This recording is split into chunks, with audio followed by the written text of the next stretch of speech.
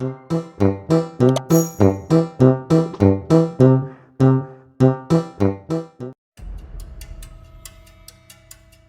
you ever heard about a city so strong that it seemed impossible to be defeated? That city was Jericho, a place protected by giant walls and iron gates. Anyone who looked at it would say, no one can ever bring down Jericho. But is that really true? Is there anything impossible for God? The people of Israel were standing right there, in front of those enormous walls. They had walked through the desert, faced many hardships, and now they were very close to the promised land. But there was one big problem. Jericho was in their way, and that city wasn't going to give up easily. The soldiers of Jericho trusted in their walls and laughed at Israel. To human eyes, victory seemed impossible. Joshua, the leader chosen by God, was facing a challenge with no way out. But Joshua didn't despair, because he knew that God was with them. And when God is with us, we don't need to be afraid. Then God spoke to Joshua and gave him very unusual instructions. God said, for 6 days, march around the city once each day, in silence. Carry the Ark of the Covenant. Let the priests blow the trumpets, but no one must say a word. On the 7th day, march 7 times, blow the trumpets, and shout loudly. Then the walls will fall.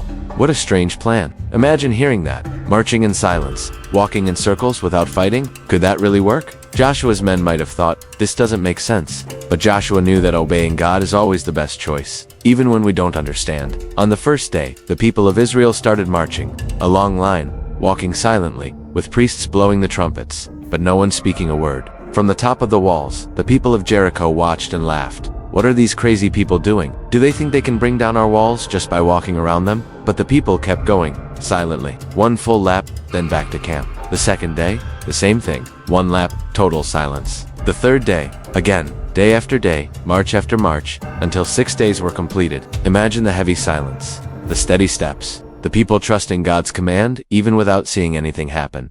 And then came the 7th day. The people woke up early. The city was still locked up. No one entering, no one leaving. But Israel was ready. That day, it wouldn't be just 1 lap. It would be 7. The first lap ended. The second as well. The people were tired but obedient. The third, the fourth, the fifth. The silence mixed with growing expectation. The 6th lap passed, and then the 7th began. Now, the most awaited moment. When they completed the 7th lap, the priests blew the trumpets with all their strength. Joshua gave the order, shout, for the Lord has given us this city. Then the entire people shouted as loud as they could. And suddenly, something incredible happened. The walls began to shake, stones started to fall, the ground rumbled, and right before everyone's eyes, the walls of Jericho collapsed. An entire city protected by massive walls was defeated not by swords, not by arrows, but by the power of God and the obedience of his people. The Israelites entered Jericho, and won because they chose to trust and obey. It wasn't their strength. It wasn't their strategy. It was God's power at work because of their obedience. And what does this story teach us today?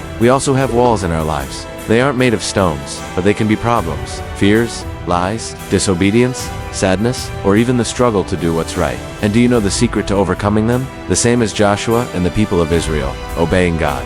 When we obey, he tears down any wall in front of us. Obedience can seem hard. Sometimes it looks strange, like walking silently around a city, but obeying is always the best way. God knows what he's doing, and when we choose to follow his will, victory comes.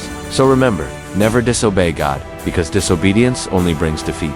But obedience brings life, joy, and victory. And how can we learn to obey God every day? By reading the Bible, because that's where we find God's voice speaking to us. And by praying, because that's how we talk to him and strengthen our faith. If Joshua and the people of Israel obeyed and saw the walls fall, you too can see the walls in your life collapse when you choose to obey. Now tell me, are you ready to obey God in everything? If you do, you can be sure he will be with you every step of the way, bringing down everything that seemed impossible. And before we finish, I want to give you a special invitation. Keep learning more about the stories of the Bible here on Bible for Little Kids. Subscribe to the channel, leave your like, and share this video with your friends, so they too can discover how obeying God is the best choice in life. See you in the next video, and never forget, obedience opens the doors to victory.